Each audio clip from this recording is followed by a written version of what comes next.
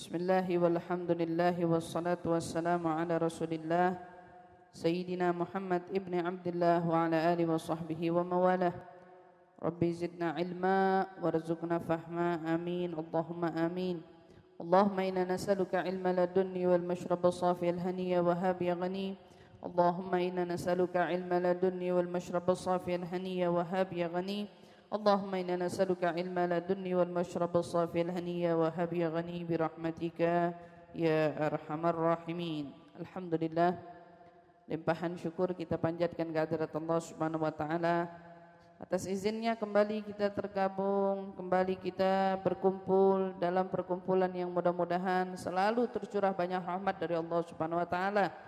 Tercurah rahmat, tercurah ampunan, tercurah juga kasih sayangnya. Yang mudah-mudahan insyaallah dengan duduknya kita hari ini di sini lagi-lagi kita berharap pembacaan hadrah yang kita baca selain untuk kita tapi kita juga mendoakan untuk negeri kita semua. Ya, kita juga turut mendoakan seluruh kaum muslimin, muslimat dimanapun mereka berada. Semoga mudah-mudahan yang sakit Allah angkat penyakitnya, ya.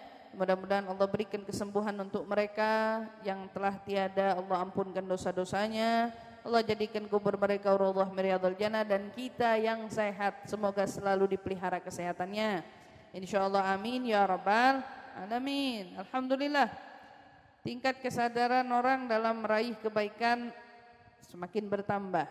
Dari mana kelihatannya? Lihat aja dari majelis kita hari ini. Tiap minggunya alhamdulillah semakin hari semakin bertambah. Ini menandakan bahwa pada hakikatnya kita itu orang-orang yang didasari kebaikan. Ya. Dari awal Allah berfirman, kuntum khaira ummatin ukhrijat linnas. Kita dasarnya itu orang terbaik yang Allah Subhanahu wa taala ciptakan dalam generasi yang baik. Lalu siapa yang merusak? Zaharal fasadu fil barri wal bahri. Telah nampak keburukan di dasar di lautan maupun di daratan. Keburukan di mana-mana nih. Dari apa keburukan datang? Bima kasabat aydin nas, kata. Keburukan itu datang ada karena perbuatan kita. Perbuatan ulah manusia. Jadi sekarang kalau ngomongin dunia dari dulu sampai sekarang tuh gak berubah. Yang berubah zamannya, yang berubah penghuninya. Zaman Nabi Adam ya dunia begitu, zaman Nabi kita Muhammad ya dunia begitu. Tapi manusianya, makanya Nabi bilang khairul quruni qarni, kata Nabi, sebaik-baiknya masa adalah masaku. Masa di mana Nabi ada, dunia tetap begitu. Dunianya tetap begitu. Jadi sekarang kalau kita mau keadaan membaik, kuncinya barang siapa di antara kita, laki-laki maupun perempuan, kata Allah Subhanahu wa taala, yang mengerjakan, yang beriman dan mengerjakan amal soleh. Apa janjinya Allah? Falanuhyiyannahu hayatan thayyibah. Kata Allah. Ini janjinya Allah, laki perempuan beriman beramal soleh. Udah punya iman, tindakannya amal soleh. Gak ada tuh tindakannya maksiat, gak ada tuh tindakannya ngelakuin hal-hal di luar batas, gak ada tuh tindakannya ngumbar aurat, gak ada tuh tindakannya ngomongin kejelekan orang, gak ada tuh tindakannya mindahin omongan dari yang satu ke satu lainnya, gak ada tuh tindakannya dusta, gak ada. Perbuatannya soleh, ngomongnya baik, tingkah lakunya baik, ya, sholatnya benar, muamalahnya benar. Itu kerjaan dia nggak ada yang lain selain kebaikan. Maka apa janjinya Allah? Maka akan kujamin, kuberikan baginya kehidupan yang baik. Ini janjinya Allah, akan kuberikan bagi mereka kehidupan yang baik. Artinya nih, masalah yang sedang terjadi saat ini sama kita, salah satunya rezeki lagi susah, gitu kan ya? Pekerjaan susah, nyari mau dagang gak ada pembelinya, susah. Corona menjadi sababnya corona, tapi sumbernya bukan corona. Sumbernya kita lagi. Kita. Kalau kita orang yang yakin sama Allah, iman sama Allah, amal soleh istiqamah, insya Allah mau corona nggak corona, takaran rezeki kita ya segitu. Udah diatur sama Allah. Bukan corona yang nentuin, karena toh hakikatnya corona ada orang kaya. Ada orang yang kaya mendadak gara-gara corona. Pinter yang dijual alat swab, masker, pinter dia cari celahnya. Oh ini lagi corona, enaknya jualan apa? Mau ikhtiar. Gitu loh, mau coba. Berarti bukan soal karena corona orang susah nyari duit. Kalau saya beranggapan rezeki manusia itu udah ditakdir sama Allah. Sekarang tinggal kita bagaimana kualitas takwa dan keimanannya. Makanya sekarang jangan sampai kita ini, nah belum lama ada kejadian di Surabaya. Kejadian orang tuanya kena COVID. Uminya meninggal jam 5 sore, suaminya nyusul meninggal jam 11 malam. Oh ini secinta semati, sehidup semati ini berarti ya. Ibu-ibu belum tentu sama suaminya kayak gitu. Ya. Ini sehidup semati. Walhasil faktornya, sababnya diantaranya selain daripada ajal, ceritanya nih, ini orang tua berdua kena COVID. Punya anak laki satu-satu. Laki satu-satunya. Dia punya anak 2 kalau nggak salah. Perempuan yang rawatin dia di rumah, satu lagi anak lakinya tinggal di luar rumah. Anak kacang putung, anak kesayangan kalau bahasa kita bilang. Ya, anak yang wah luar biasa disayangnya sama orang tua, bukan main. Waktu orang tuanya COVID, ini anak gak nyamper-nyamper. Ini anak gak nyamper-nyamper dengan alasan ya nular. Ini kan yang paling ditakutin sama orang. COVID apa sih yang paling takutin? Nular. Mungkin di benak anak itu mikir kalau saya ketularan takut mati. Dia gak mikirin orang tuanya mati. Dia gak pikirin kalau orang tuanya ini sekarang sakit. Ini ajalnya nyampe gak sampai sembuh, kan mikirnya gitu. Dia gak pikirin, dia gak tengokin, dia gak datengin. Sampai orang tuanya meninggal. Dan lebih gilanya lagi orang tuanya meninggal, dia nggak datang. Dia nggak datang. Ini otaknya di mana? Hah? Siapa corona yang bisa bikin begini manusia? Hah? Corona ini siapa? Penyakit. Jadi saya nanya, corona ini siapa? Kok dahsyat banget pengaruhnya? Sampai bikin orang takut sholat, bikin orang takut ngaji, bikin orang takut silaturahmi. Bahkan sama orang tua kandungnya sendiri. Udah gila apa warasnya orang-orang ini, udah kemana semuanya? Ini kenyataan. Dan seperti saya kemarin waktu lebaran, ada keluarga nanya, ini jadi kita lebaran ngapain nih? Aneh bilang, lebaran kali ini tuh sonjo-sonjonya ke makam kuburan. Orang cuman orang mati yang mau terima kita, orang hidup gak mau terima kita. Oh.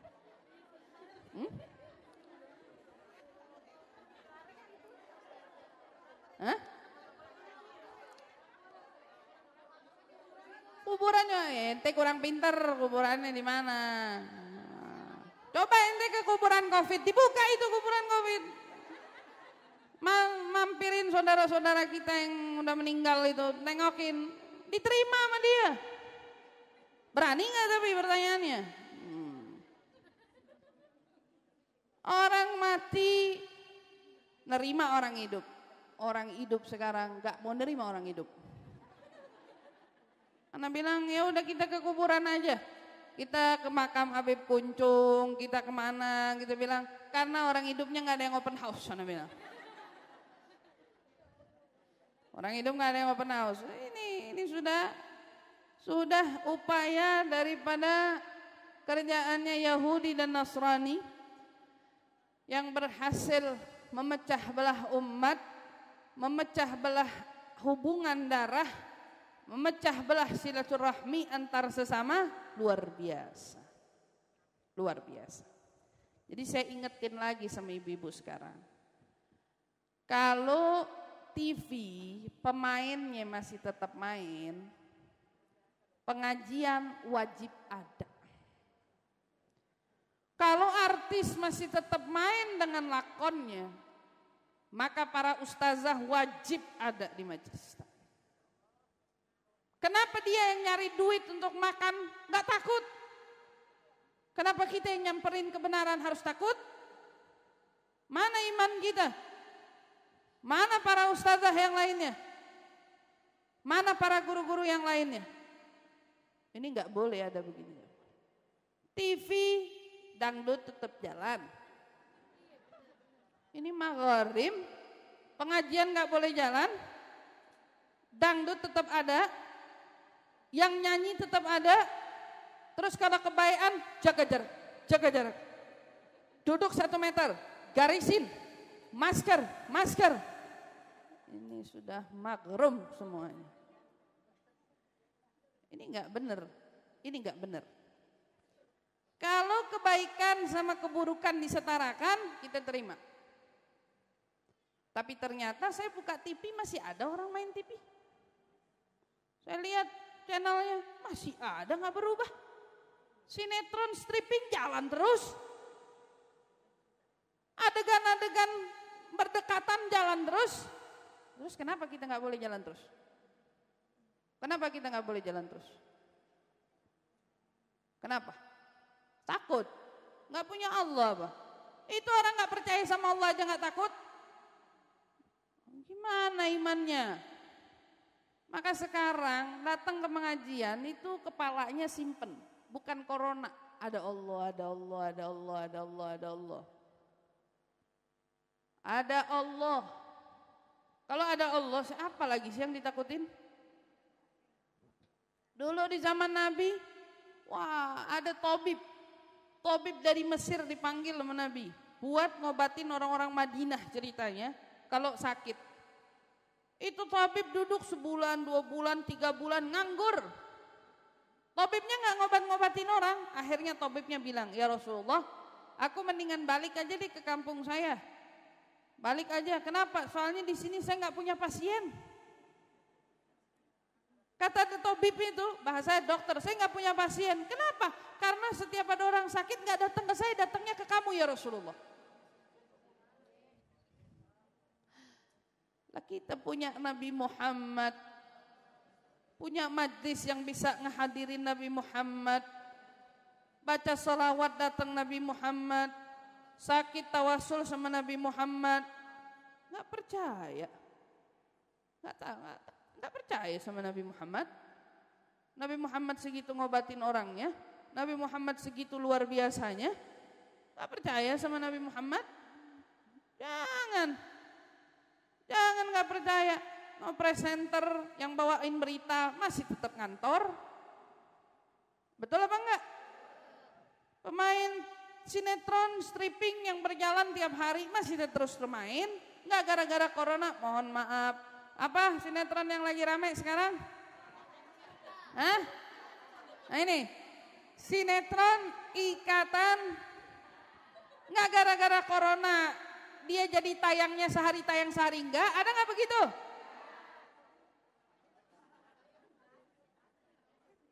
Kenapa tuh Bu?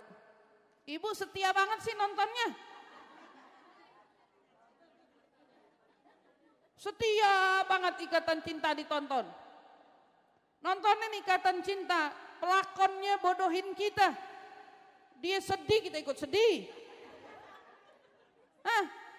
Dibodohin sama cerita, nangis, sedih, tapi kita nggak mikir berapa banyak takwa iman kita yang turun gara-gara kita cuma ngisi diri kita sama tontonan yang disuguhin oleh mereka. Mana imannya? Nggak haus sama iman, nggak haus sama takwanya, nggak haus sama kebaikannya. Ayo makanya sekarang nih orang-orang yang kayak Bu Zid langka kan? Langka. Dia ini karena patuh aja sama saya. Ini dia karena patuh sama saya, makanya dia begini. Kan langka begini, saya mengajak ibu-ibu, ayo dong hatinya tergerak. Saudara saya masih derderan, saudara. Kayaknya takut digerebek RT, buatlah 20 orang. Ini yang gerebek suaminya sendiri, tau gak?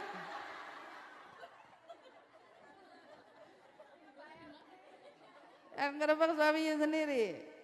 Aduh, buatlah 20 orang, 30 orang, 40 orang. Buat, jangan gak dibuat.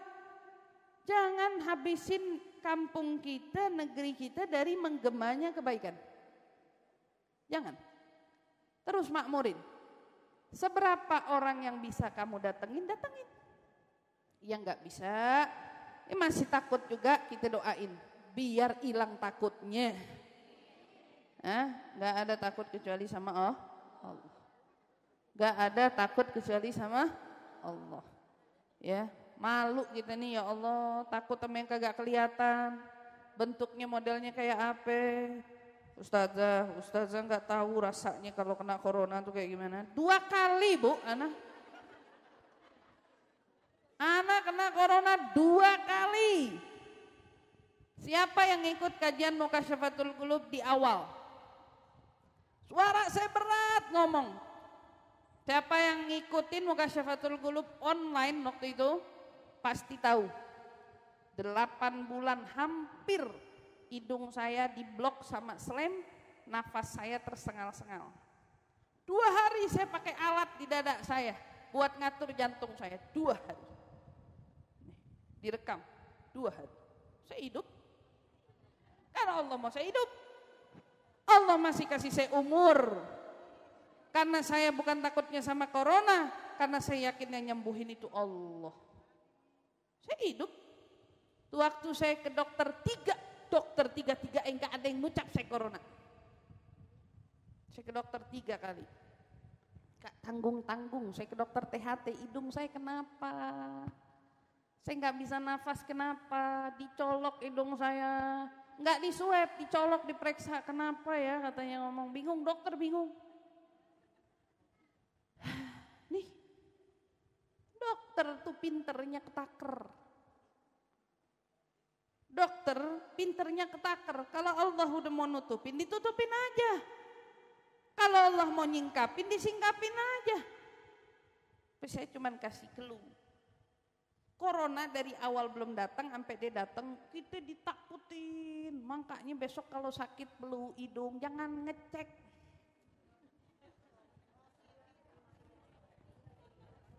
Ingat gak cerita saya kemarin tentang orang yang mau hamil, Imam Ghazali? Masih ingat kan? Masih ingat? Apa yang bikin ibu itu dari gendut bisa kurus? Begitu dia tahu dia mau mati. Begitu dia tahu dia mau mati, kurus badannya. Orang ini begitu tahu positif, mau mati saya mau mati, kan tadi ngomong, udah, saya mau mati, hati-hati, ya. Jadi tuh ibu-ibu tuh jauhin aja dari alat-alat yang manusia buat. Kembalilah kepada fitrahnya. Kalau kamu sakit, balikin ke fitrahnya. Fitrahnya Allah kasih sakit, ada upaya pengobatan. Balikin ke fitrahnya. Balikin ke fitrahnya. Ya. Ngecek. Kalau nggak darurat kagak usah ngecek. Nggak usah. Itu bukan saya yang ngajarin. Hatta pemerintah kita juga ngomong. Ya, polisi seorang jenderal aja ngomong kalau lagi sakit jangan ngecek. Ini lagi sedang-sedangnya. Ya. Jadi biar bisa sekarang balikin ke fitrahnya. Udah, sakit dari Allah. Mau siapa juga yang bikin ini sakit, kalau Allah bilang kamu gak sakit, kamu gak bakal sakit. Makanya saya bilang balikin semua ke fitrahnya, balikin ke pongkol asalnya. Disuruh bersih, Nabi yang ngajarin bersih, bukan pemerintah. Jaga 3M, bukan pemerintah itu. Nabi, kamu disuruh jaga 3M, jaga jarak sama bukan mahram, bisa nggak? Itu yang disuruh. Jaga jarak sama yang bukan mahram, tuh Nabi yang ngajarin. Bukan cuma jaga jarak, Nabi nyuruh jaga jarak sama yang bukan mahram. Ini sih dulu waktu kemarin belum ada corona, kalau foto nempel banget. Kalau no foto nempel, jalan nempel, apa namanya tuh naik di angkot nempel, dikasih jarak. Pemerintah yang ngajarin, pemerintah niru. Ngajarin tuh Nabi. Maaf. Ini apa? Gak boleh salaman. Gak boleh salaman kan? Sama siapa gak bolehnya? Hah? Sama siapa nih kita dari dulu disuruh begini sama siapa? Ini kalau jabat tangan getol banget. Kenceng banget bawaannya, apalagi kalau kondangan, hajatan, salam tempel. Di kantor jabat tangan, ringan bener. Oh ini urusan pekerjaan, kalau nggak begini sombong dong kelihatannya. Kamu diajarin sekarang hukumnya Allah nunjukin. Gampang nggak begini sama orang? Maafin, dimaafin. Iya, mana aja bisa begitu ibu-ibu. Ibu gak bisa, memang bukan mahram begitu. Maafin, memang bukan mahram disuruh begitu. Apalagi suruh cuci tangan. Suruh apa? Cuci tangan. Siapa yang ngajarin cuci tangan? Al-Quran berapa kali kita baca?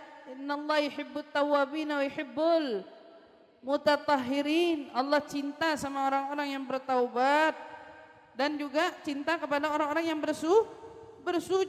Allah cinta. Ini kita cintanya mana sih sama presiden nih kayaknya nih. Presiden suruh cuci tangan dia nurut. Nabi Muhammad ngajarin mau makan cuci tangan, kelar makan cuci tangan. Wah dia dengar. Cuci tangan namanya aqua dikit. Hah? Iya. Kalau habis makan gitu cuci tangan sama aqua dikit gitu. Udah, terus diapain? Aduh, paling sedih ini anak kalau ceritanya. Ustazah lewat.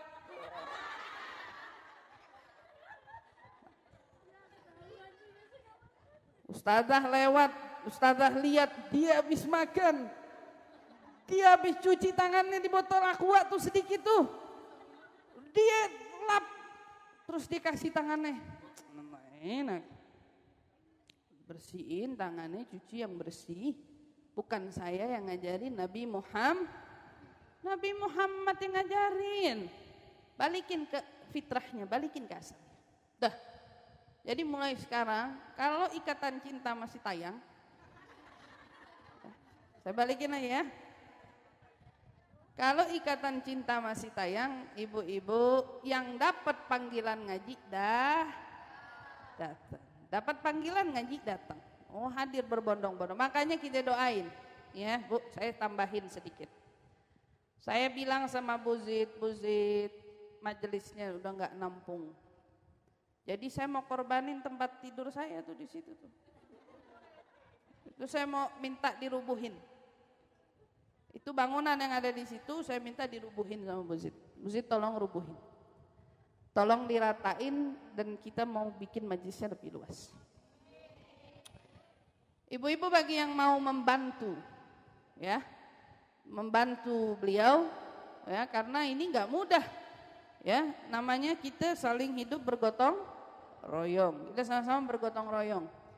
Ini majelis bukan majelis beliau saja, tapi majelis kita semua, karena di sini kita sama-sama mengejar kebaikan, kita sama-sama mengejar keberkahan. Jadi karena kita butuh sama tempat-tempat begini, karena ini juga kita ingin jadikan sebagai ladang amal kita, ini mau dirubuhin dalam waktu dekat, mau diauningin lagi sampai depan, mau dipelurin lagi, nanti kamar saya mau dipindahin ke lokasi yang lain, ya mudah-mudahan.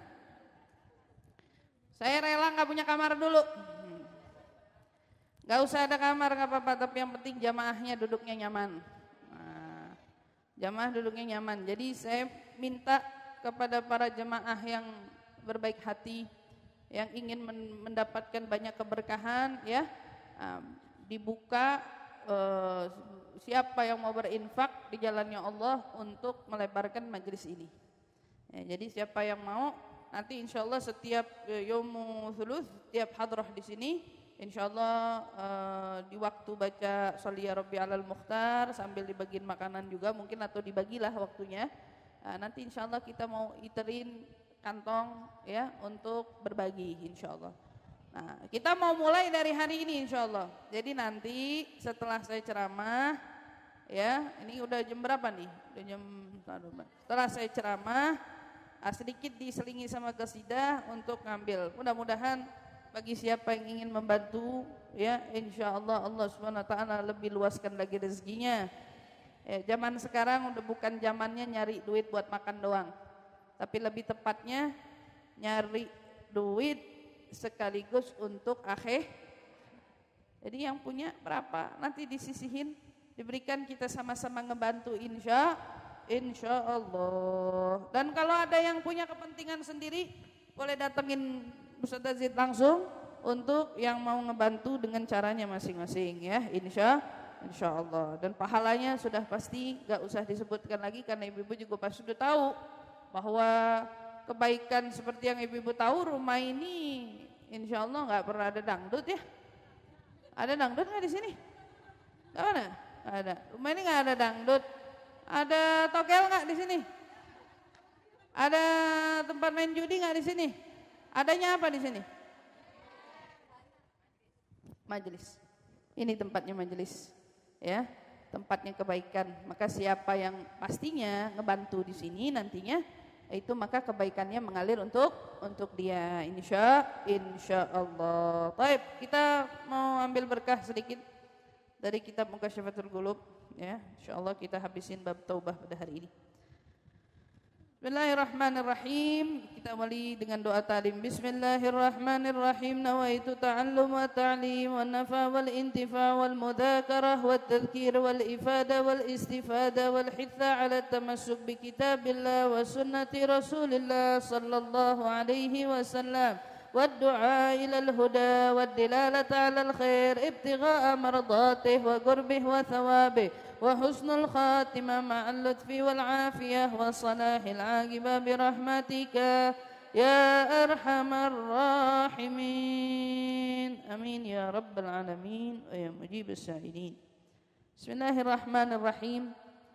وقال المصنف رحمهم الله ونفعنا به وبعلومه في الدارين آمين radhiyallahu anna wa ankum wa an sa'iril ummah ajma'in.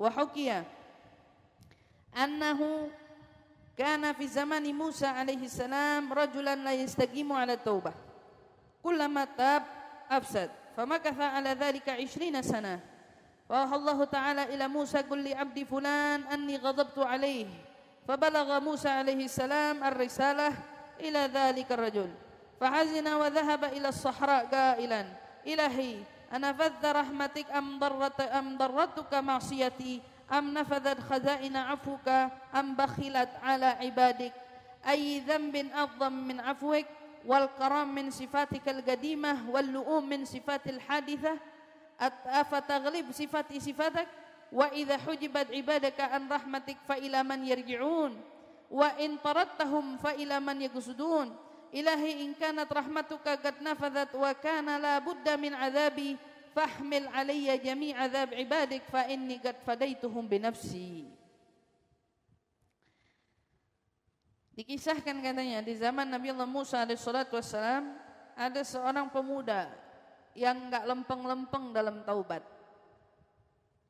Setiap kali dia taubat, dia kembali ke perbuatannya. Taubatnya dirusak sama dia, sama perbuatan dosa-dosanya lagi. Tiap kali dia berbuat kebaikan, artinya dia minta ampun sama Allah, dia kerjain lagi kesalahannya. Berapa lama dia lakuin itu? Selama 20 tahun namanya. Selama 20 tahun dia begitu, akhirnya Allah SWT menurunkan wahyu kepada Nabi Allah Musa. Dia menurunkan wahyu kepada Nabi Allah Musa alaihissalam. Allah berkata, wahai Musa, sampaikan kepada hambaku fulan bahwa sesungguhnya aku marah kepadanya. Aku murka kepadanya atas perbuatan yang dia buat. Taubat, maksiat lagi. Taubat, maksiat lagi. Maka Nabi Allah Musa alaihissalam pun menyampaikan, ini amanat atau wahyu dari Allah Subhanahu wa taala, disampaikan bahwa Allah murka kepadamu atas sabab selama ini kau bertobat tidak pernah sungguh-sungguh dalam taubatmu. Kau bertobat, kemudian kau maksiat lagi, kau ngelakuin kesalahan, kemudian kau taubat lagi. Maka kemudian pemuda itu begitu mendengar apa yang disampaikan Nabi Allah Musa, dia pun sedih sekali hatinya. Dia pergi ke hamparan padang pasir yang luas sambil dia itu berdendang. Dia berucap, ya Allah, dia bilang, apakah rahmatmu telah habis? Dia ngomong, apakah rahmatmu itu telah habis ya Allah? Apakah maksiatku ini membahayakanmu ya Allah? Artinya, apakah ada pengaruhnya maksiat yang kulakukan ini kepadamu ya Allah? Dia bilang, am nafadzat khazaina afwik? Apa pintu ampunanmu atau anugerah pengampunanmu katanya sudah habis ya Allah? Ditanya nih, dia sambil ngucap, sambil ngomong begitu. Am bakhilat? Apa kau sudah pelit ya Allah dalam ampunanmu ya Allah kepada hamba yang dosanya banyak seperti saya ini? Apakah dosa saya lebih agung daripada keagunganmu itu ya Allah? Dia nanya, dia sambil berdendang dengan penuh kesedihan, dia nanya, apakah dosaku ini lebih besar ya Allah daripada ampunanmu? Dia bilang, apakah kemuliaanmu yang ada dari Al-Qadim, dari sifatmu Al-Hadithah, apakah itu mengungguli sifat-sifatku di antara sifat-sifatmu ya Allah? Apa saya ini lebih hebat daripada engkau ya Allah? Jika engkau menutup dari hamba-hambamu atas rahmat di saat mereka berdosa, jika kau halangi rahmatmu dari para pendosa, maka kepada mereka, kemana lagi mereka akan kembali ya Allah? Kalau pintu maafmu kau tutup saat mereka melakukan maksiat, dosa, lalu mereka kembali kepada siapa? Ditanya. Ini dia ngomong, Fa'ilaman yarji'un. Mereka kembali kemana? Pulangnya kemana? Kalau kau menolak mereka, kepada siapa lagi mereka bertujuan? Kalau engkau sudah nggak mau lagi, ya, nggak mau lagi dengar keluhan mereka, aduan mereka, taubatnya mereka, lalu mereka mengadu kepada siapa? Ditanya. Ilahi, dia bilang, ya Allah, jika rahmatmu telah habis. Di dalam doanya ini, dalam ucapan ini kayak nyindir, ya, sedikit seolah menyindir. Makanya kita kadang-kadang ada doa itu sedikit ngancem gitu. Boleh nggak tuh begitu tuh? Doa sedikit ngancem. Ya Allah, kalau engkau sudah tidak lagi mengabulkan permintaanku, lalu kepada siapa lagi aku harus meminta ya Allah? Itu kan kayak ngancem. Mak, ngomong sama mak gitu. Kalau mak nggak mau beliin aku HP, aku minta sama siapa lagi mak? Gitu. Gitu kan? Iya. Kalau mak aja nggak bisa maafin aku, siapa lagi orang yang bisa maafin kesalahan aku? Gimana tuh hati mak kalau digituin? Hancur hatinya. Ini dia ini lagi begini nih sama Allah. Pemuda ini lagi begitu sama Allah. Ya Rabb, kalau memang rahmatmu sudah habis, kata dia bilang, udah gak ada, udah habis semuanya, dan aku harus kau siksa atas perbuatan dosa-dosa yang pernah kuperbuat selama ini, maka aku akan menanggung semua dosa hamba-hambamu yang lainnya. Dia bilang, aku tebus jiwaku, diriku untuk dosanya semua hamba-hambamu yang lain. Kalau memang kau sudah tidak punya ampunan lagi. Dia bilang, kalau kau memang sudah tidak punya ampunan lagi. Habis dia ngomong begitu. Wa qala Allah Ta'ala ya Musa, idhab ilaih wa qul lahu law kanat dhunubuka mil'al ardi laghafartuha lak. Ba'da ma 'arraftani bikamalil qudrah wal 'afwi war rahmah. Wa qala sallallahu alaihi wasallam, "Ma min sawt ahabbu ila Allah min sawdi 'abdin mudhnibin ta'ibin yaqul ya Rabbi fayaqulu Rabb labbaika ya 'abdi sal ma turid anta 'indi ka ba'di malaikati ana an yaminik wa an shimalik wa fawqik wa qarib min dhamiri qalbik ishhadu ya malaikati anni qad ghafartu lah." Turun lagi wahyu Allah kepada Nabi Musa. Wahai Musa, pergilah kau ke pemuda yang tadi. Pemuda tersebut, katakan kepadanya, seandainya dosamu memenuhi seluruh bumi ini. Allah bilang, seandainya dosamu memenuhi seluruh bumi ini, katanya, maka akan ku ampuni, kata Allah. Oh, habis dia bilang begitu, Allah bilang, "Oh, rahmati wasi'at kulla syai'." Rahmatku meliputi segala sesuatu, kata Allah. Masa dibilang rahmatku habis? Enggak ada rahmatku habis, kata Allah. Rahmatku meliputi segalanya. Maka kepada siapapun yang berdosa datang menghadap pada Allah, Allah akan ampuni dosa-dosanya. Sekalipun dosanya memenuhi bumi, sekalipun dosanya memenuhi bumi, Allah akan hapus dosanya.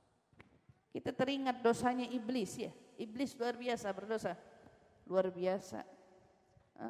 Dia sombong di hadapan Allah dengan angkuhnya, padahal dia adalah makhluk. Sombong apa enggak iblis? Sombong. Dengan kesombongannya itu iblis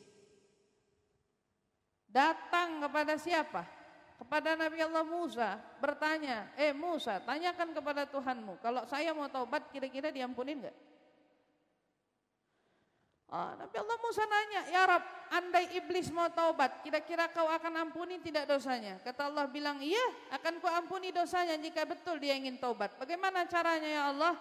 Katakan kepadanya untuk sujud di makamnya Adam. Kata Allah bilang, suruh sujud di makamnya Adam, maka akan apa? Akan aku ampuni dosa-dosanya. Apa jawaban saat Nabi Musa berkata kepada iblis, Allah akan menghapus dosa-dosamu tanpa terkecuali, tapi dengan syarat kau harus sujud di makam Adam. Jawaban iblis apa? Hidupnya aja gua ogah, apalagi matinya. Hidupnya saya kagak mau, apalagi matinya. Hidupnya saya nggak mau sujud. Kuburan yang orangnya udah kagak ada, yang udah di dalam lapisan bumi, katanya bilang, la abadan. Oh, sombong lagi. Lihat bagaimana Fir'aun, durhaka, zalim. Bani Israel di zaman Nabi Musa disiksa, dijadiin budak. Dia ngaku ana rabbukumul a'la, dia ngaku saya Tuhan yang paling tinggi. Fir'aun. Allah mau ampunin enggak dosanya? Allah mau ampunin enggak? Allah mau ampunin. Cuman dia telat minta ampunnya. Jadi udah tenggelam, rohnya sudah sampai di garah-garah, baru amantu birabbi Musa wa Harun. Amantu birabbi Musa wa Harun. Dia baru ngucap saya beriman kepada Tuhannya Musa dan Harun. Kalau dia ngucapnya masih di sini, nyawanya masih di dada, diampuni nama Allah. Diampuni nama Allah. Yang jadi persoalannya ini selain kita tahu luasnya ampunan Allah, tapi ada enggak dari kita yang sanggup jika Allah menghisap kita? Allah hapus kesalahan kita, dimaafin sama Allah. Tapi kalau sudah masuk ke medan hisab dan Allah mau menghisap atas amal perbuatan kita, siapa dari kita yang sanggup? Kalau sampai kita harus diadili terlebih dahulu. Coba saya kasih tahu, dunia punya hukum, punya aturannya, punya hukumnya. Saat seseorang dari kita ngelakuin pelanggaran di negara, kita punya pengadilannya. Di situ ditentukan, dimaafin gak sama orang yang kita zalimin, sama orang, dimaafin gak sama negara atas kerusakan, kerugian yang kita lakukan. Oh ya, kamu bayar dendanya. Dimaafin, tapi kamu harus dapat ganjarannya, hukumannya. Dan itulah perumpamaan kita yang hidup atas dosa yang kita lakukan. Kau mau melakukan dosa? Iya. Kalau kita udah tahu pengampunan Allah luas dan Allah bisa jadi mengampuni kita. Tapi pertanyaannya, kuatkah kita saat masuk ke peradilannya Allah? Sanggupkah kita saat mau dijeblosin dulu ke nerakanya atas hukuman yang kita buat selama di dunia? Gak segampang itu dapat potongan gerasi apa itu bahasanya kita itu. Iya, ya, kata kalau negara kita bilangnya disunat. 6 tahun jadi 3 tahun. Dipotong hukumannya. Dari yang tadinya 6 tahun jadi 3 tahun. Wah. Dari sekian belas tahun koruptor semua disunat hukumannya. Ya kan gitu kan?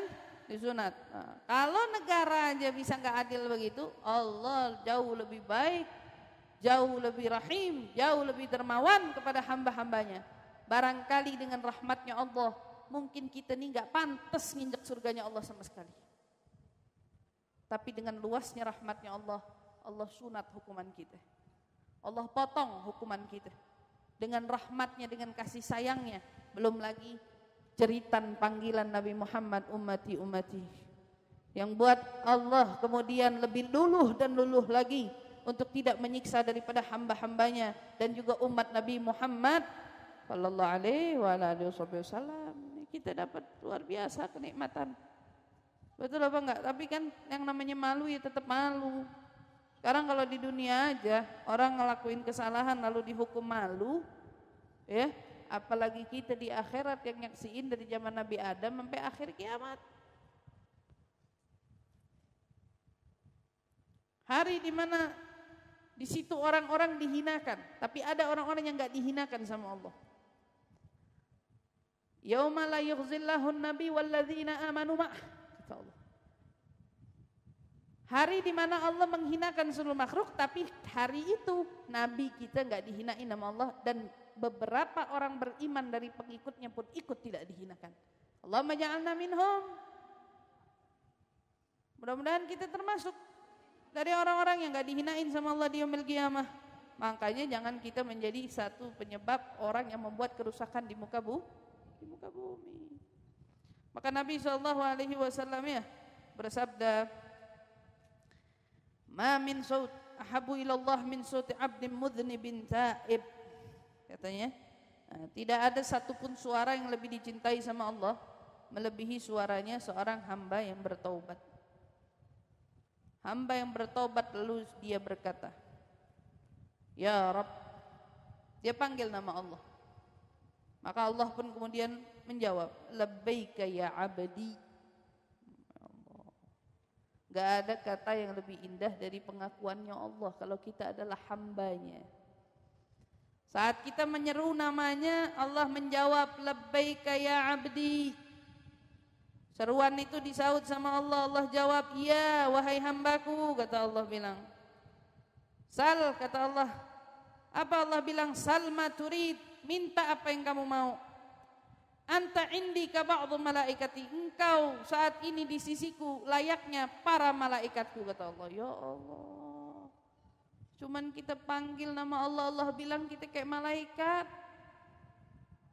Saat kita panggil namanya, kita seru namanya, Allah jadiin kita seolah-olah layaknya para malaikat. Anta indika ba'dhi malaikati, kata Allah, engkau di sisiku layaknya para malaikatku. Ana an yaminik wa an shimalik, aku ada di sisi kananmu, aku ada di sisi kirimu, aku ada di atasmu, kata Allah Subhanahu wa taala. Wa gharib min dhamiri qalbik, kata Allah bilang, dan aku dekat dari lubuk hatimu, kata Allah. Subhanallah. Ma'ana khairar Rabb. Kita punya Tuhan sebaik-baiknya Tuhan, yang begitu cinta sama hambanya, yang begitu luar biasa sama hambanya.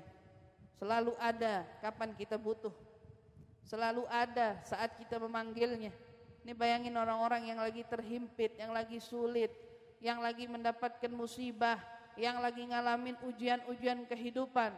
Coba ambil sejadahnya, bentangkan, bangun di tengah malam, di tengah heningnya manusia-manusia yang kembali kepada Allah. Ya, makanya Rumi yang dibilang cinta sama Allah itu, orang sufi yang begitu punya cinta, dia bilang hanya orang-orang yang punya cinta yang bangun di tengah malam. Hanya orang-orang yang punya cinta dia yang bangun. Yang gak punya cinta gak bakal bangun. Ente cinta sama siapa? Sama pacar lah, katakan pacar. Rela nggak tidur malam, begadang sampai jam 1, jam 2, ngomongnya ngarung ngidul. Begitu juga para kekasihnya Allah. Mereka cinta sama Allah, mereka rela begadang untuk Allah. Bangun, panggil namanya, langsung dijawab. Labbaika ya abdi, sal ma turid. Allah langsung bilang, iya hambaku, ada apa? Sebutkan, katakan apa yang kau minta, kata Allah bilang. Dari saking antusiasnya Allah, senangnya Allah sama hamba-hambanya, Allah bilang, saya ini ada di sisi kananmu, di sisi kirimu, berada tepat di atasmu. Dan Allah bilang, saya dekat dari lubuk hatimu, kata Allah bilang. Masya Allah, ishadu ya malaikati. Allah bilang, hei para malaikatku, bersaksilah. Lihatlah, saksikan, kata Allah, aku telah menghapus dosa-dosanya. Begitu rahmatnya Allah, begitu ampunannya Allah yang begitu luas. Makanya bingung sama orang ya, kalau di hatinya tuh keras, susah memaafkan kesalahan orang. Hatinya begitu tertutup. Makanya Allah bilang, qulubuhum ghulf.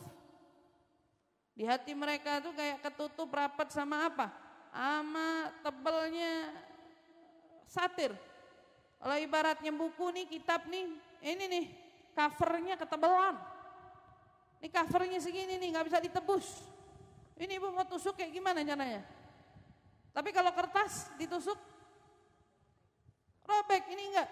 Qulubuhum ghulf bal la'anahumullah. Orang-orang yang kayak gitu udah orang-orang yang dekat sama laknat. Naudzubillah. Naudzubillah. Makanya kalau Allah Tuhan kita punya rahmat, punya ampunan yang begitu luas, siapa kita yang enggak mau ngampunin orang? Siapa kita yang gak mau maafin kesalahan orang? Siapa kita yang sampai tega mutusin silaturahmi sama orang? Siapa kita yang sampai tega gak tegur-teguran sama saudara? Siapa kita yang sampai tega gak teleponakan sendiri? Siapa dari kita yang tega bahkan anak tetangga sakit kita gak heroin? Bu, istri Nabi itu dijulukin Ummahatul Mukminin, ibunya kaum mukminin. Kita keturunan Sayyidah Khadijah dari Sayyidah Fatimah. Nih saya nih keturunan zuriat Nabi Muhammad SAW. Kita punya hubungan darah ke salah satu istri Nabi. Tapi istri Nabi ada berapa? Ada banyak kan?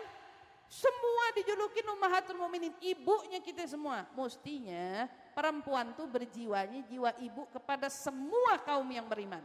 Bukan mana anak kita doang. Rahmat, hunun.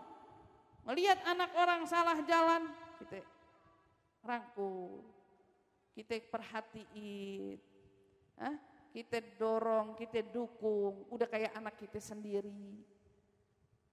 Itu sifatnya Ummahatul Mukminin sampai dijulukin ibunya kita semua. Kita punya ibu, istrinya Nabi. Panutan kita tuh. Ibu kita nomor 1 yang mesti kita tiru dan kita contoh. Rahmatnya, kasih sayangnya. Dia bukan julukannya ibu anak dia doang. Bukan. Ummul Mukminin, ibunya orang beriman. Jadi kalau ibu mau ngakuin Sayyidah Khadijah itu ibunya ibu, boleh. Itu Quran yang menyatat nih. Mau ngakuin Sayyidah Aisyah tuh ibunya saya, boleh. Mau ngakuin Sayyidah Maimunah ibunya saya, boleh. Mau ngakuin Ummu Salamah